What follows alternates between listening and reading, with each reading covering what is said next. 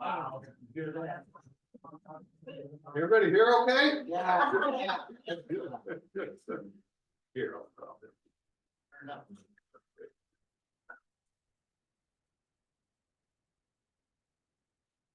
Since the recording is in progress, I'll go ahead and start. I'm Bob Keeshan with the Shawnee County Historical Society. We have some distinguished professors, Bill Wagner, and our speaker today. Before I introduce Steve, I would like to announce the next couple meeting schedules. On Sunday, April 21st, we will do a tour of the Shawnee County Poor Farm up at Shawnee County North. That's POOR. So the sheriff over there doesn't get us confused and mislead some people as to what might be going on in the building there.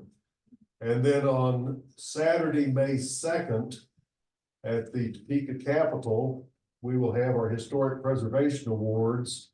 We've got about 12 candidates to choose from, and we're in the process of choosing those. But please keep an eye on the website or the emails, and we will keep you posted as to future programs. Today, we are lucky to have Steve Dodson, who is the son of Lee Dodson, that many of you know from baseball history or Washburn University, where I attended.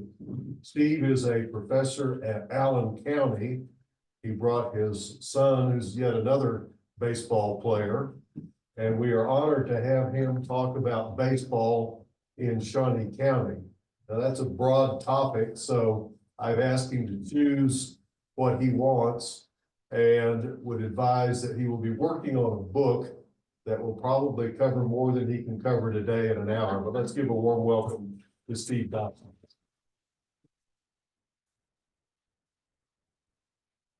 Thank you very much for being here today.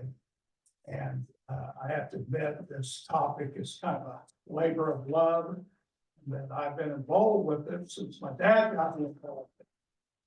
John W. Ripley is the historian here in Topeka, affiliated with the Kansas State Historical Society, right along with the Shawnee County Historical Society, and a woman by the name of Mrs. Carolyn Jones, who had taught at Washburn Rural High School for decades, had been a nurse before that.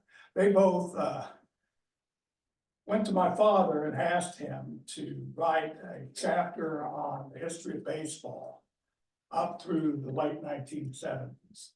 So my dad, at the time, I was 16 years old, and I looked at it this way. He dragged me over to the Kansas State Historical Society downtown, and we went up then the steps. And we did research on Saturdays.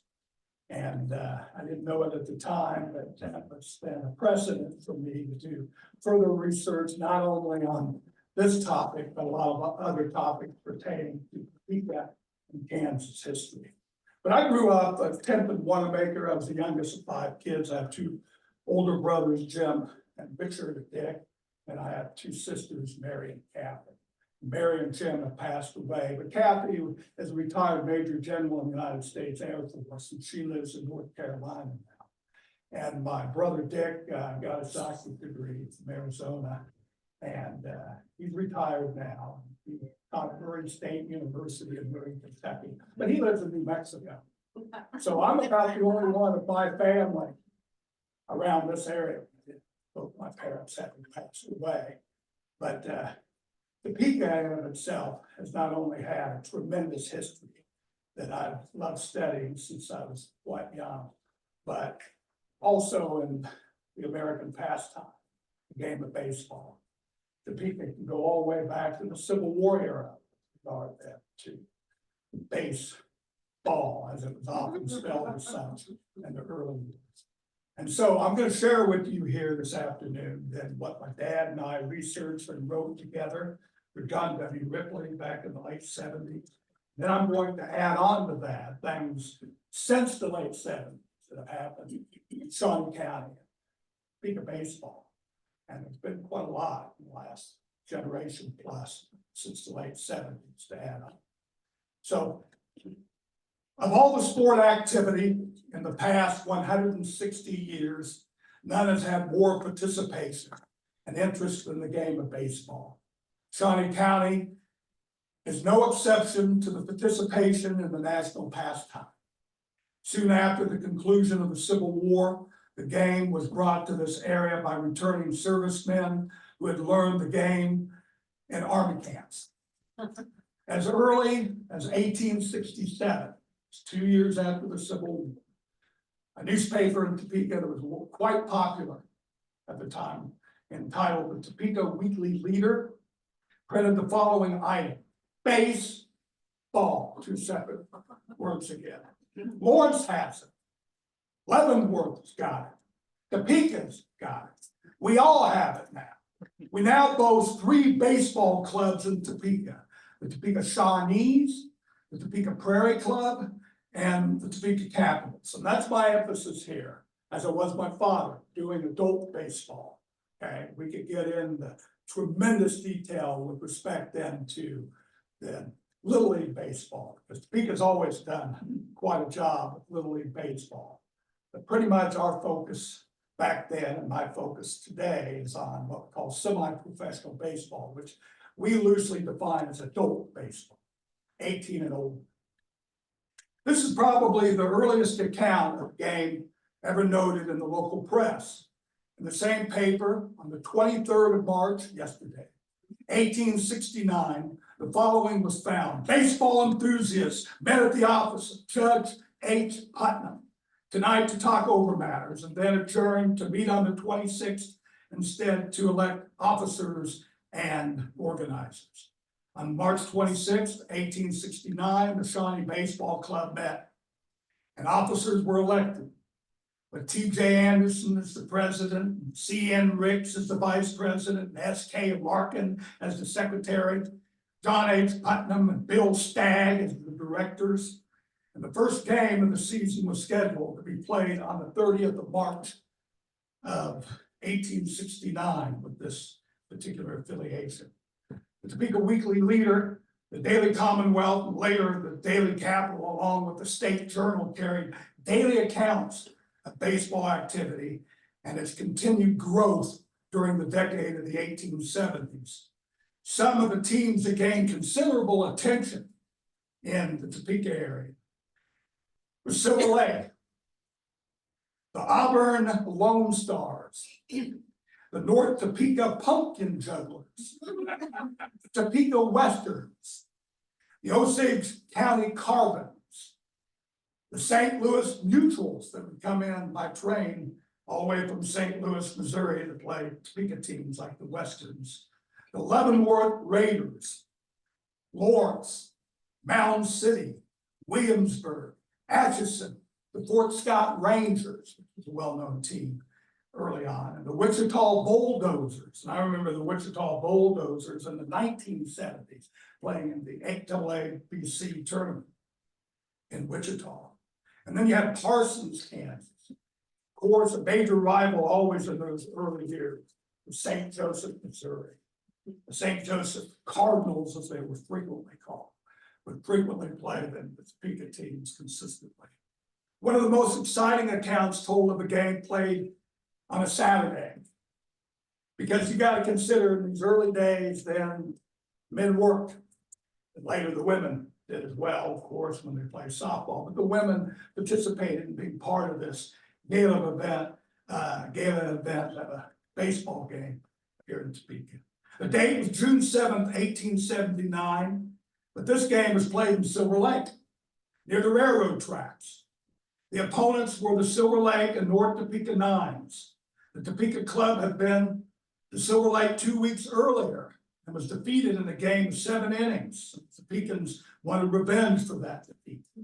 They were determined this time to avenge their loss, and at the end of the 5th inning, the game stood 16-2 in favor of Topeka. With that in mind, at the end of the 6th inning, the score ballooned to 24-9. And at this juncture, the Topeka pitcher, considered to be a quote professional, end of quote, as he was being paid for his chores in pitching, observed that he always did hate to play games with babies. Announced that he would not pitch the remainder of the game. But instead made demands for his pay of a quarter, 25 cents, and some beer to drink. It was again the Gilded Age, remember? And here, 1870s, so anything would fly, I suppose. But Silver Lake Nine, seemingly out of it, suddenly went to work with the bat. And when the game was over, they pounded the new pitcher, and Silver Lake defeated Topeka 36-32. And that's why you frequently saw those early games were really high scoring games, because the rules were different then. I'm sure most of you know this. But of course, you're out if you catch the ball on a fly. But if the ball bounces once and you catch it, likewise, you're out. With that in mind, they didn't use gloves in the 1870s. Ball was softer, it's still hard, but softer, and it would bounce. So you catch it off the bounce, you're out. And then the hitter would go up and tell the umpire behind the plate where the pitcher should pitch the ball. So I want it high and tight, high and inside, I want low and away, and down the middle. You tell the umpire that. The umpire then yells that out, he barks it out to the pitcher, who then threw underhand then to the hitter. So it was a hitter's game. It was not really a pitcher's game, but there were certain pitchers, like the so-called professional one, who could mess around with the ball and kind of throw a little twist. Would eventually be a curveball or a slider or whatever, to get more hitters to hit on the left side of the infield, because they had really good shortstop and third baseman, or on the right side of the infield, they had really good first baseman, second baseman. So it was a different game in a lot of ways in the 1870s, but the basics were the same. You of course had the 9 players out on the field. And often the teams would have right at 9, or they might have 1 or 2 sitting on the bench keeping the score. And that was always a problem too in these early accounts, is the scorekeepers disagreed as to what the score was at the time. So they'd have to go over them with the umpire. Well, this guy scored and this guy didn't, but that guy, he was on third at the end of the inning and so forth. It was really, like I said earlier, a gala event to watch baseball back here during the height of what I think is one of the most important eras of American history, the Gilded Age, from the end of the Civil War, really, or 1877 until April of 1917, when we entered World War I. Between 1870 and 1880, the Topeka Westerns team gradually became the strongest club in the area. They played their home games at the fairgrounds, where there was plenty of seating.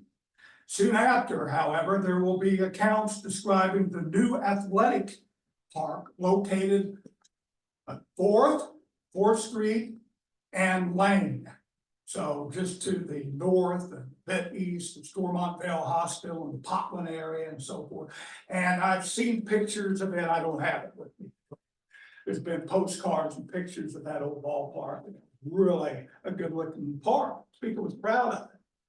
At the time, then they moved away from there because a housing district was built there, as there is today, 4th Street. There was also a baseball field later and tennis courts at the West 10th and Fillmore Clay Streets area, likewise. And there were crowds then at these ball fields, 200 to 1,000 people. It was real entertainment. They didn't have televisions or radios, so they came out for entertainment. Not only did the local clubs draw spectators to the home games, but accounts have found fans along with local bands going by special trains from downtown Topeka. But also too, then besides the streetcars and then trains, then the wagons, the horses coming into the ball field in Topeka, from Topeka, but different areas of the city, they'd come in to watch these games. You had then fans coming in from Ottawa, Osage City, and Carbondale, and Salina, and Scranton, from really small towns and bigger Kansas towns. And that was really neat, because a lot of it too depended on what Topeka team was being played. Now, the better team were the Westerns, and the Westerns were what we would call today semi-pro. They weren't quite professional in the early years, but hoping one day to become professional ball players. So they're young men working to become better so they can be signed by professional teams. Washburn College also was invited in baseball. The opening game of the 1880 season for both the Topeka semi-pro team, the Westerns, and Washburn College took place on the 8th of March, 1880 on the ball field located at 10th and Fillmore. The following account was taken from the Topeka Commonwealth. Elliott, who's the catcher for the Washburn Nine, played well and is a good man at that place. Charlie Ross stopped several warm flies, and Charlie Holliday made a good third baseman. The pitcher changed off several times. Caton pitched the first inning or two with Dale Valentine behind the bat. Dale's hands got tired of stopping cannonballs, and Caton went behind the bat. Felon took the pitcher's position. This played havoc with the college boys. Though their nine are nearly all good batters, the curveballs of Felon gave them but little show. And several good strikes were made by the Westerns, notably LaRue, Caton, Cook, and others. The only accident we learned that happened was that of Professor Stearns from Washburn, who gave his knee a twist soon after the game commenced and had to remain thereafter, while eager lookers-on looked at him in sorrow, for he had gotten hurt right after the game was over near the dugout. The Topeka Westerns again appeared to be the strongest team in the Topeka area by the early 1880s. And this original team from the 1870s then would become our first professional team in Topeka. The Topeka Westerns by 1882. And by the mid-80s, then they were in a major league called the Western Association. They played teams again like St. Joe, Missouri, and Leavenworth, as well then too as some communities out of the state, and they traveled by train. In the capital, June 15th, 1884, then there is then the first mention of an African-American team in Topeka. And that team was the Topeka Modocs. And the Modocs was then the principal African-American adult team here in the 1880s and 1890s. And they saw play throughout not only Shawnee County, but throughout the state and western Missouri. Then eventually a team called the Brown Stockings of Topeka was formed, and they played then games against the Westerns as well then too as the Modocs. But the Brown Stockings were an amateur team. Most of these players on that team worked Monday through Friday, and then they played the games largely during the weekend. And then there was the attitude that we really shouldn't be playing then on Sundays, and that was a big debate in early baseball. Should we play on the Sabbath, okay, or should we not play on Sabbath? And so there were some teams who refused to play on Sundays early on. Some teams consistently, like the Westerns, played not only one game on Sundays, they frequently played doubleheaders. The Topeka Westerns again appeared to be the strongest team in the Topeka area. And what we see is they got a lot of notoriety, and they played teams from all over western Missouri and as far east as St. Louis and eastern Missouri. And they played then teams then up in Nebraska, including Omaha and Lincoln, as well then too as having played then Oklahoma City and Tulsa back in the 1880s. And they had quite a roster, great competitive team. But while they're at this level, the Westerns and the Brown Stockings and the Modocs, which emerged as the better teams in Topeka in the 1880s by the early 1890s, there were then your typical town teams. That is then local boys that just came out to play for fun, but they got a lot of publicity too from the Topeka newspapers. A typical town team ball game was described in the Daily Capital on June 22nd, 1884. The game was played by the Topeka Capital Cities and the Tecumseh Nine.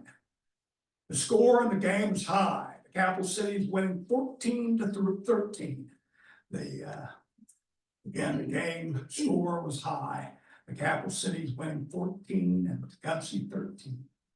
A large crowd was in attendance for this game, and it's significant to note that $50 was presented to the winners of the game. That's what frequently happened too in these early years. They played for money. And of course, they turned around and used this money for equipment more often. And also a little bit of pay to the players themselves. This was a common practice. The pot, they called it, the pot, playing for the pot. The pot or prize money was normally accumulated by town merchants and fans. And this was very true in then capital city of Topeka. The players received the money, although there were occasions of using the funds again for other purposes, such as celebrations and equipment, travel, so forth. But professional baseball began in 1886, formally in Topeka, with then the Topeka Westerns.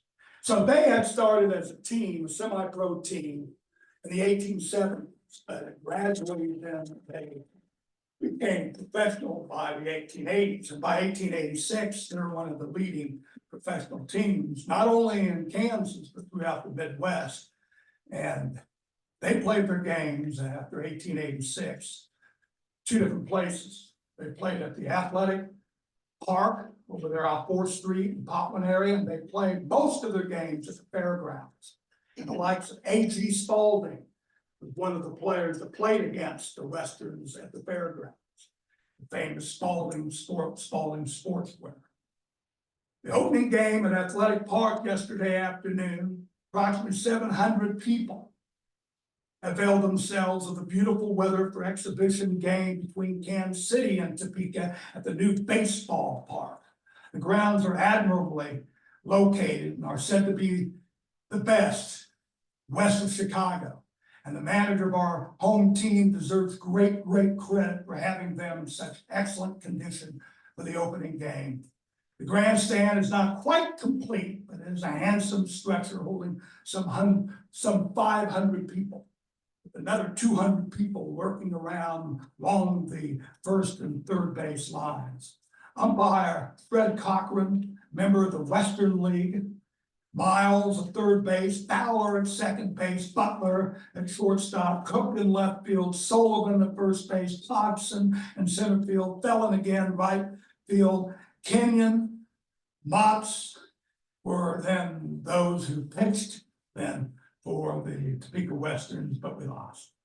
The Kansas City team defeated Topeka 13-1 in our first major professional game here in 1886. But what a buildup it was over the years to get to that point here in Topeka with the Topeka Westerns.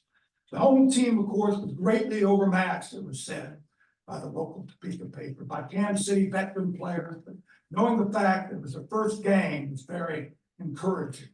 Kansas City Club is a member of the National League and is recognized as one of the finest clubs in the country. The park is located near the corner then of 5th and Lane. There's plenty of room for buggies within the grounds. Admission is 25 cents. As the 1886 season progressed, the feeling of the pride in the new ballpark can be noted. The east end of the grandstand has been separated from the west, carpeted, and a wire screen stretched in front to keep out the foul balls. This part of the grandstand is reserved for the ladies and no smoking will be allowed. The management of the Topeka Association is striving hard to conduct the games here in a most reputable and gentlemanly manner. No betting, no rowdyism, and no Sunday games on this ballpark, or anything objectionable will be allowed on the ground. Permit then questionable ethics, it will only pave the way for even worse ethics. It was said in the newspaper. What we have though in time is yet another field, and that field we need to mention was called the Western League Field, and that was at the fairgrounds. And pretty much 1886 was the only year that the Westerns themselves intermittently played at the ball field over there off 4th and 5th and Lane, because now they're going to make them their fairgrounds, their home field. The famous old Western League then added Topeka as one of its members in April of 1887. This was a higher division in professional baseball. The league was comprised of Topeka, Leavenworth, Denver, Lincoln, and Louisville, Kentucky. Louisville. So they traveled that distance. The schedule of the league provided that every club was to play 16 games with each of the other clubs, half of which were to be played on their own grounds, 80 games and all. And that's what you're seeing here consistently. By the late 1880s, this is big business now. There's a lot of people in Topeka that are making their living off the concession stands and the running of this baseball field. And it's a business, not just for the baseball players going out there and play, but it's business here in Topeka, bringing in business for Topeka. But one of the most interesting baseball seasons in Topeka history was that in 1887. Okay, so let me click this on here. Let me get to the point. Oh, yeah.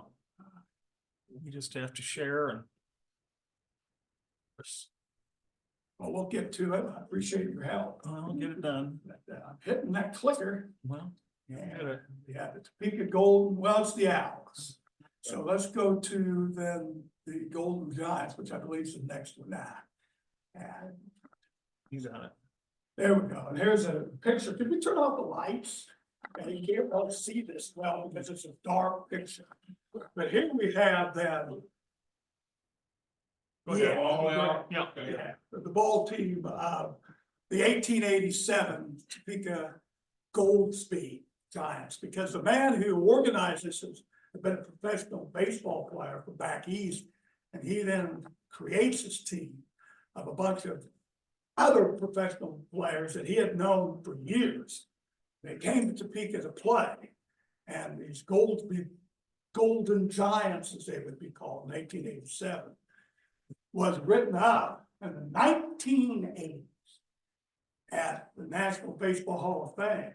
There's a consensus among a number of historians that studied minor league baseball teams throughout the country in the 1800s. This was the single best minor league baseball team in the United States during the 1880s. And that's saying something. You're talking about hundreds of ball teams across the country during that decade. And very impressive team that drew then fans and the crowd from all over the state of Kansas, Missouri, Nebraska, Iowa, Oklahoma, and even Arkansas to come and watch this team, the Goldsby Giants. Hey, Zach. What's the third G for? They say Okay. GGG. Yeah, that's Goldsby Golden Giants. Goldsby was the man who created the team. And he was the ex-professional ball player that did it. And then that was the original name. It's not like the team's name then later, the Golden Giants. And I know the family well that created that semi-pro team here about 20 years ago. I had one of them in class at Allen County. And I was teaching a Kansas history class and I was going over this with him. I said, man, I like that name, Golden Giants. So he ran with it, his dad. Had the Golden Giants here in Topeka, but it's the Goldsby, the man who created Golden Giants with their various names. Zach, did you get the lights? Thank you. Appreciate it. Thank you. With that, we have this 1887 team. They had great pictures like Hafner and Sullivan and Dooms, many of whom were from the Kansas City, Missouri area. And they won the league. They won the championship easily. And they even played a couple exhibition games, the major league teams that came traveling through Topeka at the fairgrounds, and they easily defeated the major league teams. So they were quite an impressive group, to say the least. The 1887 Topeka Goldsby Golden Giants. Now, Goldsby's nickname was Goldie, so that even confuses things even more with yet another G. Goldsby Golden Giants. The team gained considerable notoriety again in the Midwest and in baseball circles throughout the nation. Great attention was paid to people on the team and the local press, and nearly every day, the Capitol carried a headline describing the winner, the loss of the Golden Giants. Rarely did they lose. But when they did play at the fairgrounds and every once in a while at that old athletic park there off 4th Street, they then beat the heck out of whoever they played. They'd win games and scores of 21-1, 10-0, 11-3, 15-12. Those scores were common. They were that good. And they're a team that really should be remembered in baseball history, this Goldsby Giants. One of the great series was played on July 14th to 16th of that year. The Lincoln Nine had come, and they just finished winning 14 straight games. And they came to play this Topeka team. And they had then great pitchers. They had ones whose nickname was Cyclone Miller, another named Swardell, and another named Hart, H-A-R-T. The Capitol was full of baseball news and went into great detail describing these games between Topeka and Lincoln. Crowds of over 3,000 people came to watch then the Goldsby Giants play. And it's interesting to note that the Topeka team batted first because it was customary then for the home team to bat first. Then the visitors batted second during this earlier period of baseball history. In the first game, Topeka lost by the score of 18-16. And then the Lincoln team was filling their hopes. They thought they could beat then the Goldsby Giants the next game. But the second game, the Topeka team won, and the third game, the Topeka team won. And so they broke then the winning streak of this infamous Lincoln, Nebraska team that was equally good, at least according to Lincoln they were. And they were noted as one of the best teams in the nation. And here the Goldsby Giants beat them in a well-known series. With that in mind, I could just go on and on and on with their stories and anecdotes dealing with the 1880s. But we need to move on to the 1890s. We could continue to play in the Western League, but because of financial problems in the early 1890s, we had a panic in 1893. For you historians out there, you know about it. And it kind of slowed down our economy, and a lot of consumers didn't pay as much for entertainment after that panic, and including here in Kansas. But baseball was played more of a local level in the 1890s. And they built a ballpark off the Santa Fe Railroad called the Santa Fe Field, right across the street from Porubsky's in Little Russia, North Topeka. Empty field there today. That was the site of a great baseball field from the 1890s all the way up to World War II period, in the early 1940s. For about 50 years, you're going to see semi-pro teams here play consistently. And as such, though, there were rules there because there was a concern of too much alcohol being drunk in that vicinity, as well then too as tobacco and chewing. Tobacco then was offensive, and cursing was not permitted out on the ball field. You need to treat each other like gentlemen, and so forth and so on. And many of the ball players worked for the Santa Fe Railroad. And many of those then worked for other corporations, companies like Morrell Meatpacking here in Topeka as well. And Morrell's had a team, and the Santa Fe Railroad had teams, plural, and they competed greatly at this ball field again from the 1890s right on up into the 1940s. And as such, then we have some notable people that we need then to emphasize. There's a man from Topeka by the name of Dick Cooley, who in the 1910s had played Major League Baseball. And he himself then was from Topeka, and he came back afterwards and promoted baseball strongly in the semi-pro level and also in the American Legion level, Little Leagues as well, during the decades of the 19 hot years, teens and 20s, okay, which he had come back to Topeka intermittently during that time. He managed a professional team in Topeka called the Cooley Crows, and they too played at the fairgrounds. And that was the next professional team. There had been a team there in the hot years, the 19 hot years, called the Topeka Knights. And there was another team called the Topeka Savages, but they were just flash in the pan. Okay, they were just in Topeka professional teams every great once in a while. And what we see as such is, again, the early part of the century had witnessed the building of League Park, another park yet, which would be located at 15th and Adams in the Highland Park area, not far from I-70 highway today. The streetcar line ran to the ballpark. After the Topeka Pros no longer played there, the Santa Fe team and other teams moved many of their games there. And one of the better known players for the Santa Fe team was a man by the name of Roy Vogel. And he was a big promoter of baseball after his playing days, beyond Dick Cooley. And then another significant name by the 1910s, 20s, and 30s was Dale Gear. And he had played Major League Baseball, and he too was a big promoter of Topeka baseball again during that period. During the 1930s, Dale Gear of Topeka continued to be in the headlines as he served as president of the Western Association. As well, he then too managed then a professional team in Kansas City for a short while, then coming back to Topeka then to create then semi-pro leagues and teams here for a number of years. By 1935, Topeka had lost really its professional affiliation completely, it seemed, due largely to poor attendance and the result of the Depression. 1935 to 1938, Topeka supported two excellent semi-pro teams that could very well play minor league baseball, professional baseball. And they were the Van Johnson Scott brothers team, as well then too as the Topeka Santa Fe team. Got the best players from the Santa Fe teams, put them together and had a really competitive team.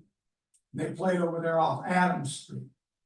The Scots team, sponsored by John Scott, who was a former mayor of Topeka, were Elm and Ed Collick, Buddy Wagoner, Vernon Minihorn, Paul and Ray Perry. The Perry name will be significant in Topeka baseball all the way up through the 1970s.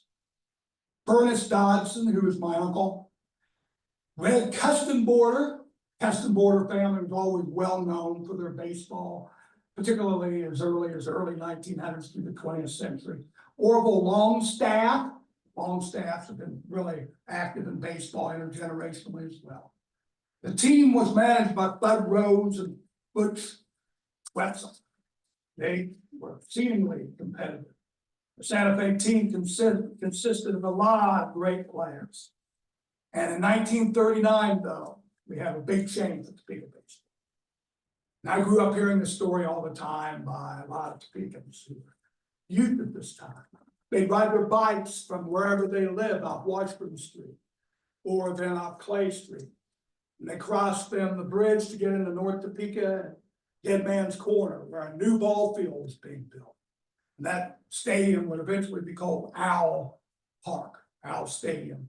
Topeka Owls would play. In 1939, Pete Mitchell purchased the Topeka professional franchise, and with the St. Louis Browns operated the Class C Western Association. They were affiliated with the major league team, the St. Louis Browns from the American League. As you know, the Cardinals National League and the Browns from the 1880s all the way up to 1954 in the American League. By that time, the old ballpark at the Kansas Free Fairgrounds was no longer available.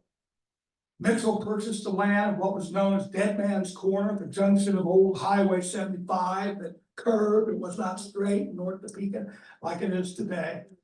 Topeka Boulevard and Lyman. In the spring, he built a ballpark and opened the season. The team, known as the Topeka Owls, was managed by Hack Wilson. Don't get him mixed up with the famous Hack Wilson, who led Major League Baseball with a tremendous RBI record back in the 1930s. This was another Hack Wilson who had played Major League Baseball, and now he then is the manager of the Topeka Owls out on the field, Hack Wilson. And of course, then the man who made this all possible then was Pete Mitchell. He was the general manager and the owner of the Topeka Owls. The team known as the Topeka Owls was managed again by Hack Wilson. It was a good team, and though they did not win the pennant, they revived an immense interest in Topeka baseball again. It sent on to higher baseball some outstanding players such as Maurice Newland, Clarence Hoops Ayatt. His name is Hoops Ayatt, but his real first name was Clarence. And Buzz White, Jimmy Acton, and one of my favorites growing up, because I collected baseball cards, was Bill Rickney. Bill Rickney played for the New York Giants, Major League Baseball team for a number of years in the 1940s and 50s. And he played in Topeka. Because of World War II, baseball ceased for 3 years until Pete Mitchell sold his franchise to quite a character. His name was Ray Fido Murphy. He was a former umpire, but he had also played football for the Chicago Bears, and he became then a scout for the Chicago Bears football team. But he loved baseball, but he didn't play much baseball. His two big sports was the gridiron football and boxing. He was a tough guy, an Irish American from Chicago, Murphy. He had served in the United States Coast Guard for a number of years as well. And during the time he was in the Coast Guard, he managed the baseball team there and really promoted his interest in the game of baseball.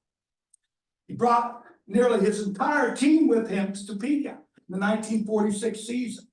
Many of these men had been in the Coast Guard, and they did well in the military, but playing against other professional baseball players, they didn't do so well. The 1946 Topeka Owls did not play 500.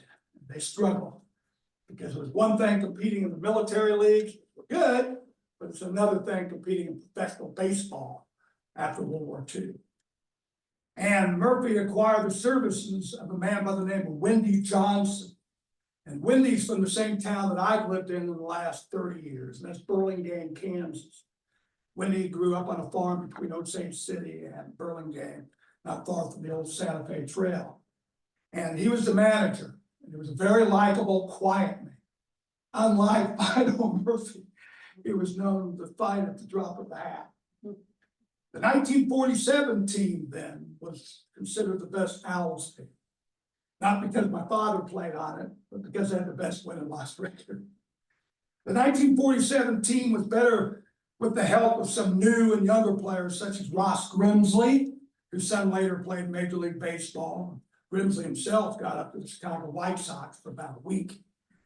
He played with them years later. Bob Curley, who was from Louisville, Kentucky, who many would argue had the best curveball in minor league baseball. My father, he was known to throw really hard.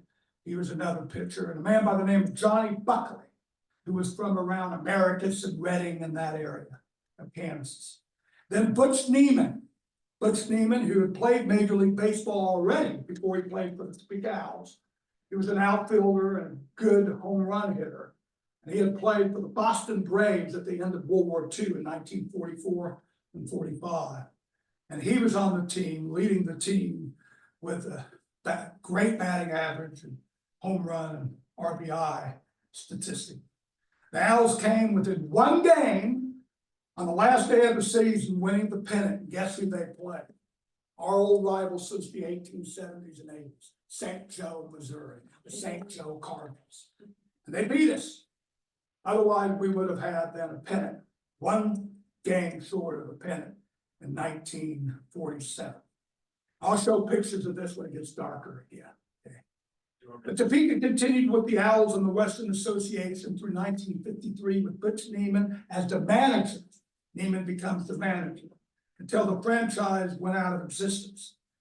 Later in the 50s, Topeka joined the Western League again as the Topeka Hawks, affiliated with the Milwaukee Braves now. The Milwaukee Braves Major League Baseball team had the Topeka Hawks affiliated with them.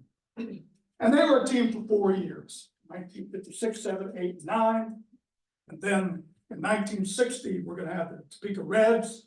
They were a team for 2 years, 1960 and 61. And they were our last professional team in Topeka. Topeka Reds.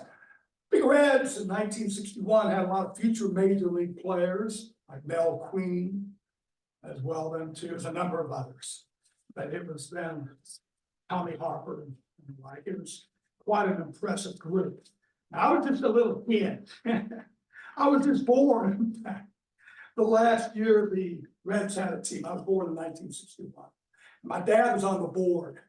He had been on the board of trustees for then the Topeka Hawks and then Topeka Reds. Again, the Hawks were 56, 7, 8, 9. The Topeka Reds were 60 and 61. You had then the Topeka Owls, 39, 40, 41, 42, and then they quit playing in 43 and 44. and 45, and then they came back and played from 46 to 55 for 10 years. 46, 55 being counted, of course, then that 10-year interval. And up here, I brought some uniforms. These are the Topeka Hawks uniforms. Again, my dad was on the board, so they knew, the other board members, that my dad was running a lot of leagues in Topeka. I mean, he ran the Elks League, he had a Tecumseh League, he ran then also Oakland Billard League. He then was involved with about every baseball league in Topeka except SCAD. And Blackie Moore pretty much ran it in East Topeka. And even the Cosmo and Highland Park League, because they had some Tecumseh connections, he was part of the creation of it as well. Topeka baseball history. So they said, hey, we got all these extra uniforms that belong to the Hawks, you can have them. So, right, we used them over the years, but we kept a couple of them. And of course, then this is then the late 50s, 58, 59 Topeka uniform, and made out of wool, and this is the 56 and 57 Topeka Hawks uniform. And I have up here then the Reds hat, and this hat was given to me when I was a baby. My mom gave my dad a hard time about it. It's, my older brothers and sisters, they're old enough to remember them watching the game, but you know, I was a baby, and my dad got hats for all of us, the Topeka Reds in 1961, the last year they had, including me, who was the baby. And my mom would go, I don't think Steve could wear this hat yet. So what we need to do maybe is kind of keep it aside. And I collected bobbleheads in the 1960s and 70s, and I stuck it right next to my bobblehead collection over the decades. So it's pretty good shape for a hat that's going to be 63 years old of the Topeka Reds. Yes. And again, we have the Topeka Hawks uniforms. Right. And two varieties of these. By the 1960s, one of the finest ball fields in Topeka was Ripley Park, located near Branner Street, south of the Santa Fe Railroad. South of the Santa Fe Railroad shops and yard. However, the 1966 Topeka tornado ripped its stadium off its concrete foundation. And thereafter, simple bleachers were used to seat the patrons. The field itself was redone with a chain link home run fence. I mean, before the 66 tornado, Ripley baseball field was an impressive field. They had semi-pro teams from all over. Washburn sometimes played a few games there, right along with practice games. And you wouldn't know that years later, because it wasn't quite the same. It was a beautiful stadium, as I told, an exaggeration, but it was a stadium before the 66 tornado, and afterwards it's just a common field, but it was big enough to house semi-pro baseball games. And during the 1960s, semi-professional teams formed leagues and played many of their games at Ripley Park in East Topeka. By 1964, Big Shunga ball field was accommodating semi-professional Legion Age ball clubs, including the Topeka Texaco team with the Hamiltons from Silver Lake. You remember them? And the Topeka Royals. The Topeka Royals then were managed by Ray Perry and Jim Dinas, as well as Jerry Mandarino. And then you had then bunch of Legion teams playing, Post 74, Post 1, Post 400.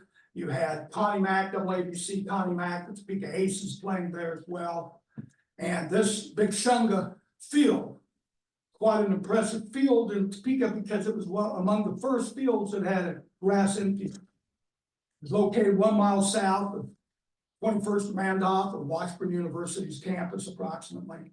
By the early 70s, the Lake Shawnee facility witnessed 15 and 16-year-old teams, Legion teams, and semi-professional baseball teams playing there. While in Oakland Billard area, the Suburban League facilitated a 15, 16-year-old league team, and an occasional Legion team and semi-pro team would play at Billard as well. During the decade of the 1970s, the WABC, the American Association for the Baseball Congress, Call Valley League was formed with the Topeka 7-Up Reds, again, it's Perry, Dinas, Mandarino. My dad had the Topeka Aces, and Interesting man who worked at Washington University for many years as a counselor. He was originally from Omaha, Nebraska. Jim Shores, he managed a team called the Topeka Lobos out of Ripley Park. And Liam Butel Construction Company at the time, they sponsored a team of Jim Redmond and Greg Lee called the Liam Butel Owls. And by the end of the decade, one had the Topeka Blues competing with these other teams I mentioned. There at Ripley Park, as well as Big Sunga Field. Ken Hobart was the man who created the Topeka Blues team. He was a well-known Topeka businessman for decades, having run the taxi cab service here in Topeka for many years. On Memorial Day 1972, Governor Robert Docking came to Big Sunga Park to rename the field after a longtime baseball manager at Washington University. And he too had been a Major League Baseball scout. He was from Larned, Kansas originally, but made Topeka his home. He was a great golfer. And his name was Marion McDonald. And now we'll rename, beginning in 1972, Big Sunga Park, McDonald Field. It's the site of the Midwest AABC Stan Musial Tournament, with teams competing in as far north as Chicago, as far south as Dallas and Fort Worth in 1973, and again in 1975. I counted it up. There were 18 players in that tournament, those two tournaments together, that played later Major League Baseball. The 7-Up team competed in the regional Jayhawk League that had teams from Liberal, Hutchinson, Dodge City, Nevada, Missouri, Clarendon, Red Oak, Iowa, Beatrice, Nebraska.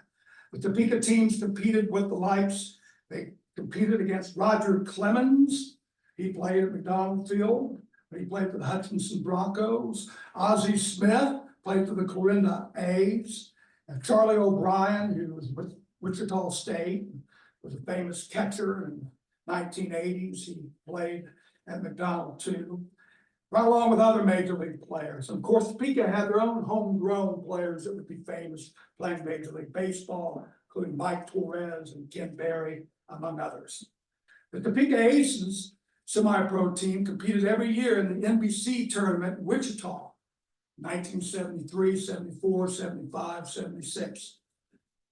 During the decade of the 1970s, Topeka entertained the Sunflower League with the Topeka League composing of the Aces, the Lobos, the Owls, as well as 7-Up Reds, but they also had two other teams, Emporia, which was the Emporia State Summer Team, and Manhattan, which was a very good K-State team back then.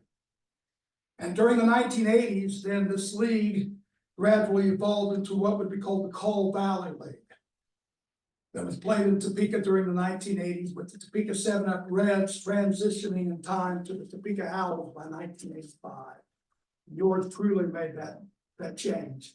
I was the manager of the Topeka Owls in '85, and I wanted that baseball history affiliated with 7-Up. The Sutton brothers, who ran 7-Up bottling company at the time, they were fine with it. So we changed it from the Reds to the Owls, and Jim Titus had semi-retired from baseball by that time. He had run Topeka 7-Up Reds for quite a while. But we competed against the Topeka Flyers with the Laceros, who love baseball here in Topeka, Lacero family.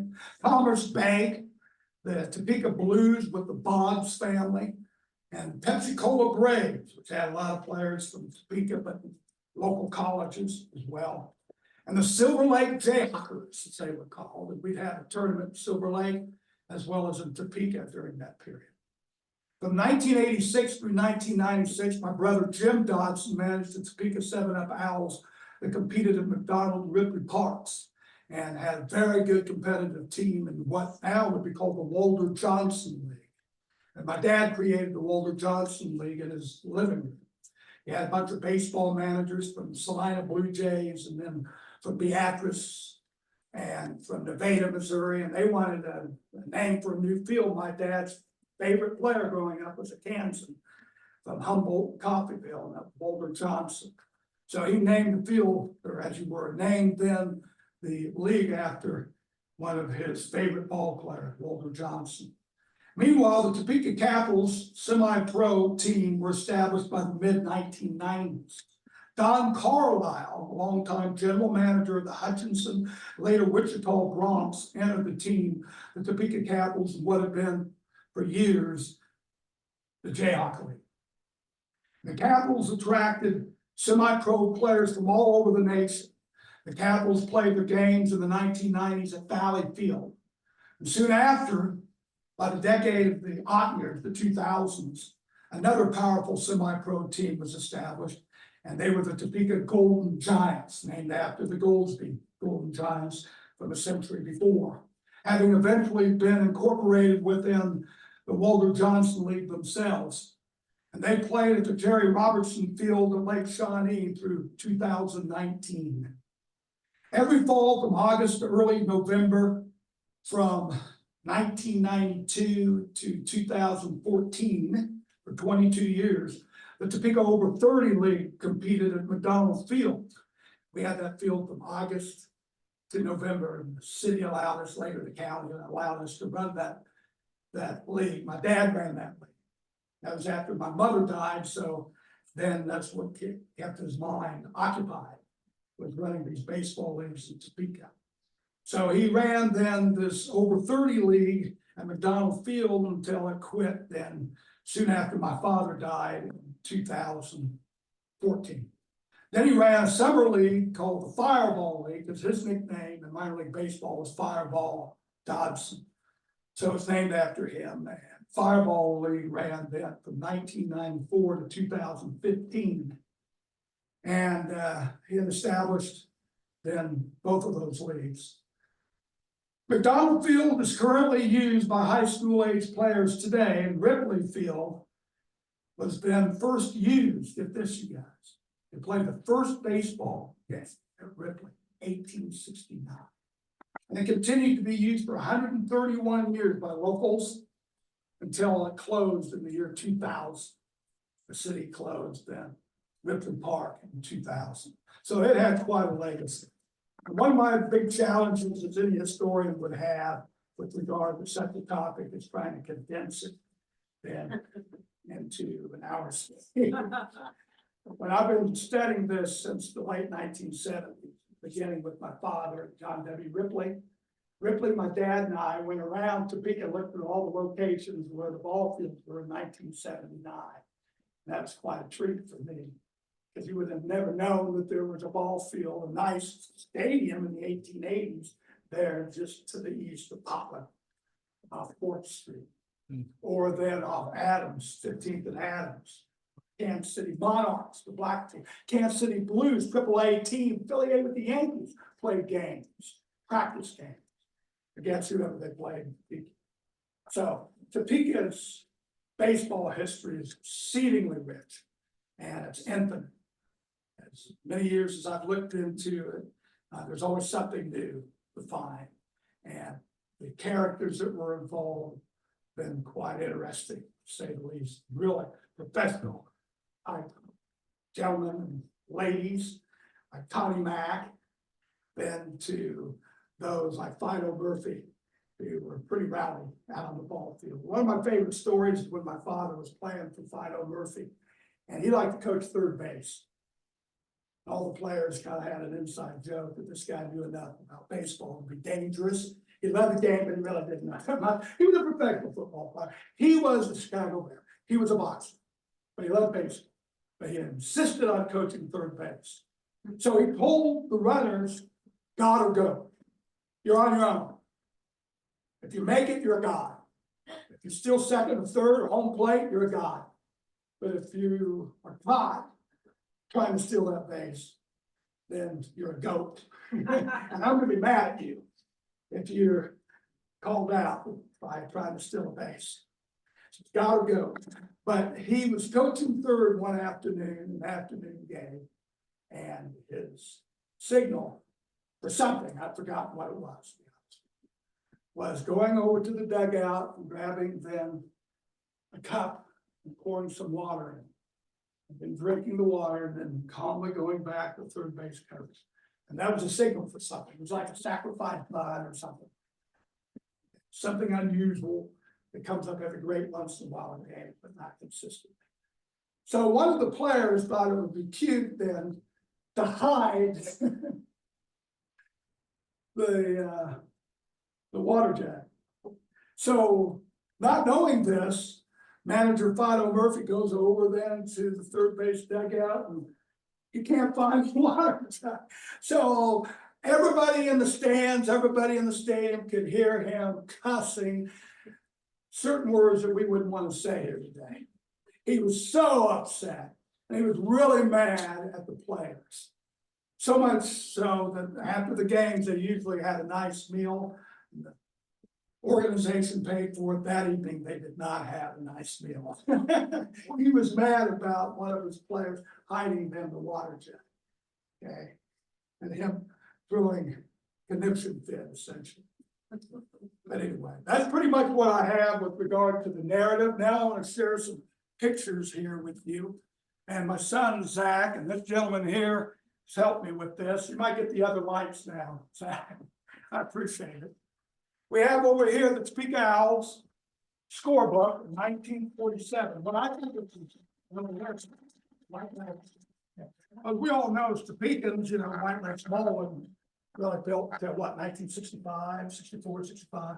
So this is a golf course. Okay, and some of the other attractions they have there on South Topeka Boulevard. I like looking at the ads. Okay. All right. What's another one? Not work. Yeah, we have the Goldsby Giants again. Presentation. Yeah, that would be the next one. And we talked about this one. Let's go to the next. Okay, this is the very first Owls team at Owl Ball Field, 1939, Dead Man's Corner, North Topeka. Later a parking lot of a shopping center during my lifetime. It had been raised and torn down by 1962. 61 was the last year then that they had a team. They gradually, from what I was told, tore it down in 62 and 3. Okay, let's see what we had next. Okay, this would be then one of the earlier Topeka Owls teams. This was right after the war. So this would be this would be the 48 team. Yeah, because they had these uniforms, 48, 49, that's how I can tell. But they were competitive. Over here to the left, that's the cover of the scrapbook of Hack Wilson. I inherited that scrapbook and I've got all his scrapbooks and he kept them very detailed. And here, remember, he's the manager of the Owls in 1939, 40, 41, right before they quit having the Owls because of World War II. And here we have pictures in it of his pitchers and other players on the Topeka Owls. Hack Wilson. Now, this is the team my dad played for. There's Fido Murphy right there, the ex-football player and boxer from Chicago. And there's my father, Lee Dodson. And then you have Johnny Buckley. And then you have them two, Ross Grimsley as well. There's Buckley on this team. A lot of these were local men. Most of these players were from Kansas. However, though, some were then from other states as well. And we have a Saturday Evening Post. You guys know how popular that magazine was back during the late 40s. And here's Fido Murphy in the dugout with the Owls players. And there's my father. And there's then Wendy Johnson and Butch Neiman, okay, from Topeka. It was originally from a little town near Marysville, Kansas. It's called Herkimer, off the Nebraska border. But he made Topeka his home after he played here for quite a while. My dad was a right-handed pitcher. And again, we have over here to your left, then from Burlingame, Kansas, then a right-handed pitcher who played a long time in the minor leagues and then became the manager of the Topeka Owls in 1947. And the players loved him. And Murphy, contrast. There were a lot of players that loved him because of his fighting spirit. A lot of players just didn't trust him, didn't like him. But everybody loved Wendy Johnson. He was just a real likable personality. And that comes from a number of Owls players I grew up hearing talk about. And then here's, of course, the cover of that Saturday Evening Post. And this date is August of I have my glasses on, would be 1947, of course. Yeah, 47 season. Great. Okay. Then we have yet another Topeka Owls team. And this is 1951. Okay. And you can see the names of the ball players here. You've got Butch Neiman again. He was managing the team at the time. Harry Bright and Hickman and Bronston and Wise, Berger and Dean. A few of these guys played Major League Baseball later. Okay. And then we have, of course, Al Stadium, because of the flood of 1951, was underwater. And so they went to the Highland Park High School field in East Topeka and played their games there to finish the season. That 51 flood, though, was, of course, really hard on Al Ballpark, as it was all of North Topeka. And here we have then, this would be the 1956, 56 Topeka Hawks. That's the first year. So they're wearing this uniform. All right, we went over the right. So this would have been then their home uniform. Yeah, that's their home uniform in 56. By 58, 59, they were still wearing these uniforms, and they wore them both home and away. That's what it was. And as such, then that was the old OE English A, as you were the OE English T for Topeka. It in of itself was a very popular symbol for Topeka baseball dating all the way back to the Topeka Westerns. That was their symbol as well. So a lot of history with that type of uniform. And here we have then the Topeka Reds, 1961, with then a lot of well-known ball players, some of whom would later go on to play Major League Baseball. And this was our last minor league team that we had. Okay. And they're right. Just passed away not long ago. He was a good friend of mine, to me and my family. He did an extensive study on the Topeka Reds not long before he passed away during the COVID period. And so he was a bat boy. Mayor Wright was the mayor of Topeka in the mid-1980s for this team. So we used to talk about it a lot. And I was always going to show him my Topeka Reds hat that I brought here today, and never had the opportunity. Okay.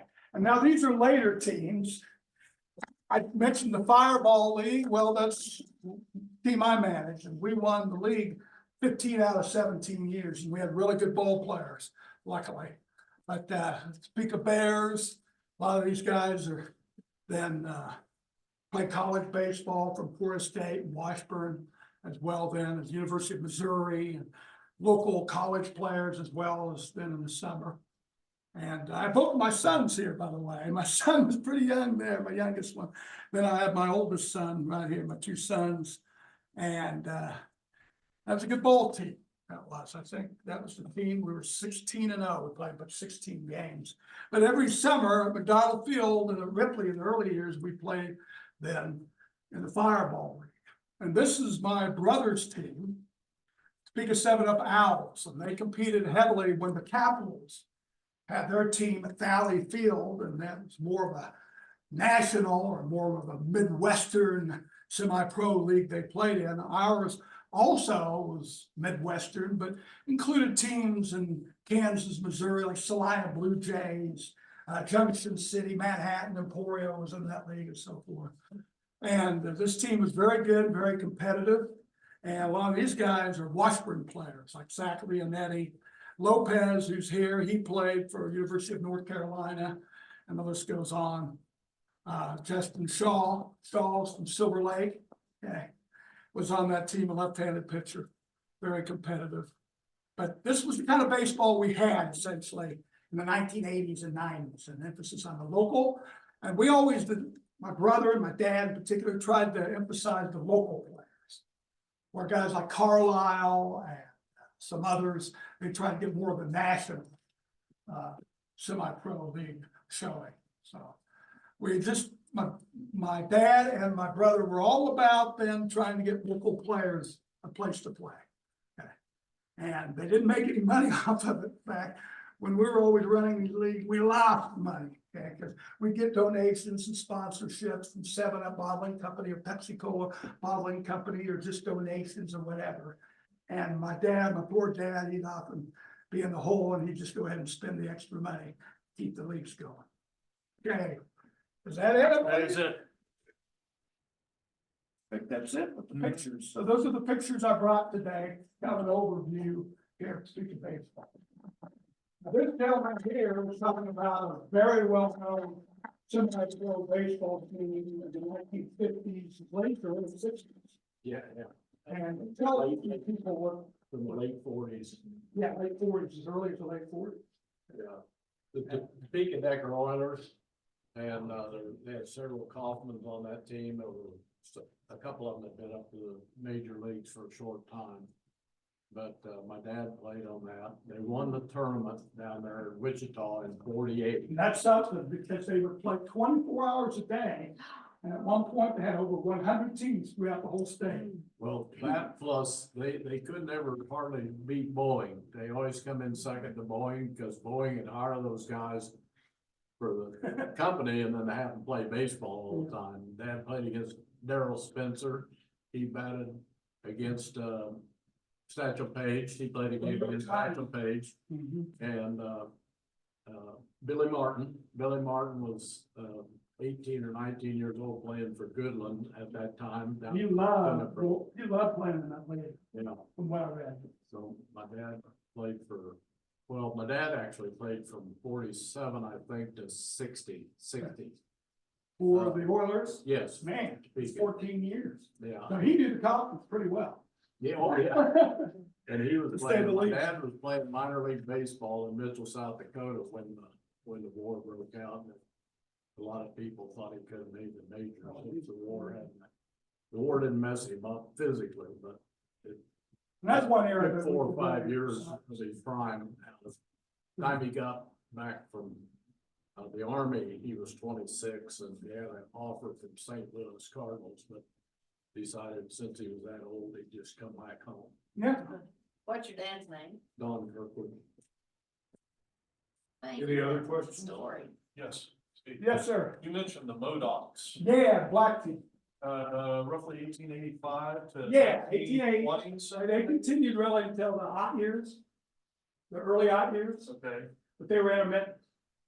And you had a lot of famous black players like Topeka's Jack Johnson. You know, you had Jack Johnson, the boxer. You also had a local boxer, dad's baseball player, who had been managed in the Modocs and then played for the Monarchs in Kansas City. He's buried here at Topeka Cemetery in the original black section, which is on the east side of the street. Topeka Cemetery, way back when he passed away.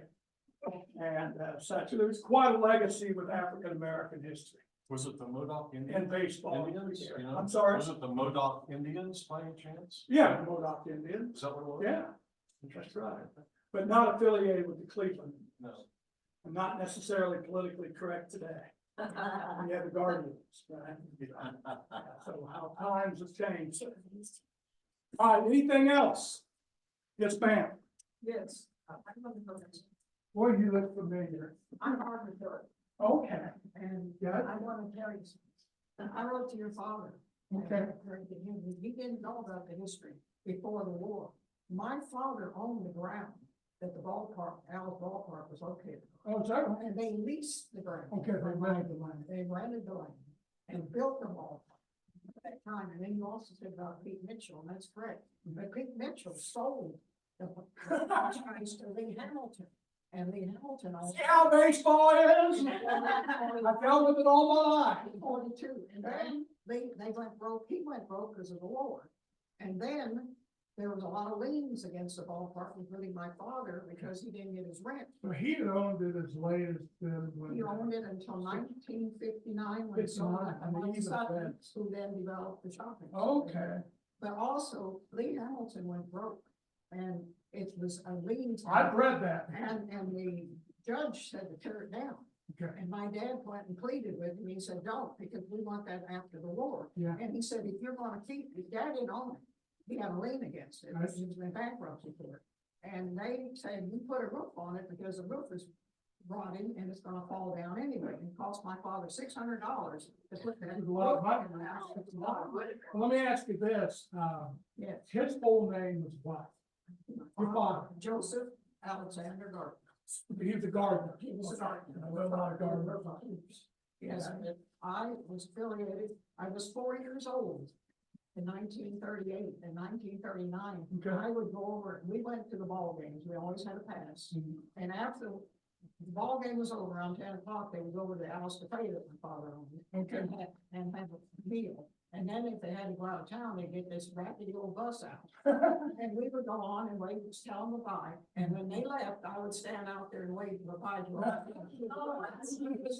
we had, my father saved it.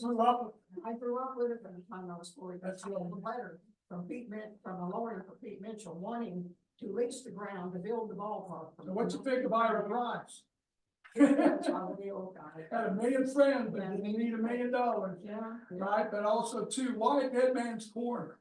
My uncle John Dartner was killed there in 1931. They had a fruit stand and a service station there, and there was 2 highway robbers came in. One was only 17 years old, the other was 20. And they came in and they said they wanted money. And Uncle John had a gun under the counter. And they said, don't, just give us the money, we'll do anything. He reached for the gun and they shot him and killed him. Yeah, I'd say that's quite a legacy with your family in that sense. We, But I had heard because there were so many wrecks in that area and the old 75 highway north of the river, that was just another thing too. like real curves. See, that was also Highway 24. Good. So you're off 24 Yeah, and then right there. 24 went off, yeah. Across the street was Ira Rice's Cafe. He was over there next to the Shell gas station.